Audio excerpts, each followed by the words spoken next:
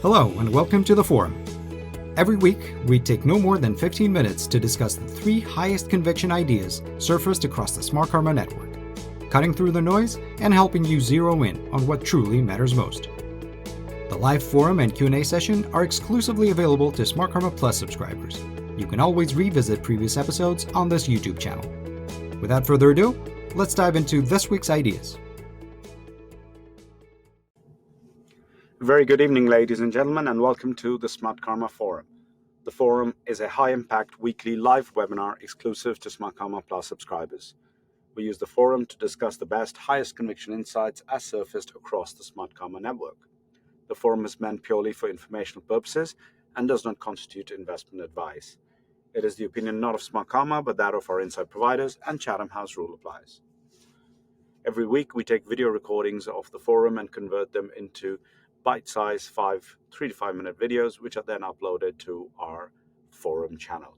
This allows you to consume them at your own time and pace, as well as share them with friends. We tend to focus on large cap ideas, small and mid cap ideas, as well as core thematics. This week, we will look at a high conviction idea for next year in Naver Corp. We will then move on to the Chinese EV space and focus on Xpeng. And finally, we will look at Meidong, which is a very successful luxury car dealership in China. Let's begin by Naver Corp. You will notice it carries a flag 2023 High Conviction. There is a collection with that name on the platform where we are accumulating the most highest conviction ideas from our inside providers looking out over the next 12 months.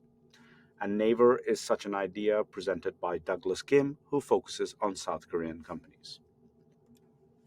For those of you who are unfamiliar, Naver Corp provides web portal services, search engines, online games, as well as content development. It is perhaps most well known for its online gaming and search business. Its current EV/EBITDA valuation is at a 45% discount to its historical average over the past 2-3 years.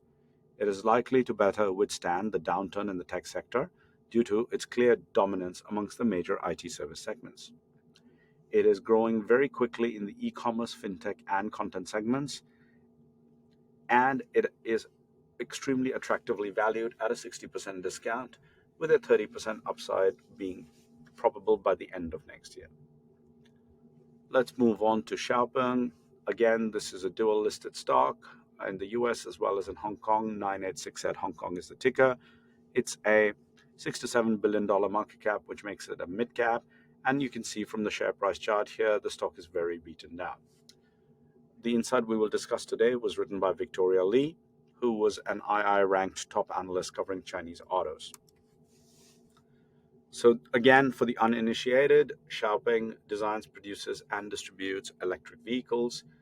It has underperformed the share prices of its peers, but Victoria believes that the market has overreacted given the 86% share price decline year to date. The certain significant advantage that Xpeng enjoys on the technology side of EVs have been largely ignored.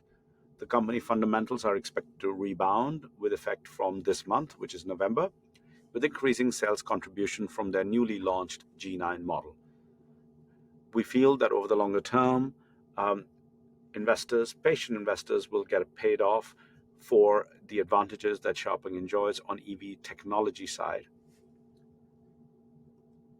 Let's move on to the final idea for today, which is Meidong. The ticker is 1268 Hong Kong, and the insight that we'll focus on was written by Samir Taneja. Once again, you will notice that the share price is extremely beaten down. Meidong is a leading automobile dealership as well as maintenance provider in China. You will notice from the chart on the right hand side that it has continued to grow in a very, very secular manner. Samir notes in his insight that the fundamental drivers for share price have actually improved significantly. Some of these include robust Porsche sales, which are running in the high double digits. Yet the stock price is down greater than 50% due to extremely bearish sentiment on the Chinese market. As it stands, the share price is trading on just 6 times forward PE, which would imply a 12.5% dividend yield for the next year. Samir's channel checks continue to indicate robust underlying growth which would mean that at some point of time, the market will wake up and react. In case you have questions or comments, we would recommend that you continue the conversation on Smartkarma, where you can directly engage with hundreds of top analysts and insight providers. Thanks very much and hope to speak to you next week. That's it for this week. You can find more ideas like the ones we discussed today on demand on our YouTube channel. Remember to subscribe and hit the notification button. If you like these ideas, spread the word. Tell a fellow investor about Smartkarma Plus and follow us on social media. Just search for Smartkarma. And of course, don't forget to visit smartkarma.com for more independent, differentiated investment insights. Thanks for watching and see you next week.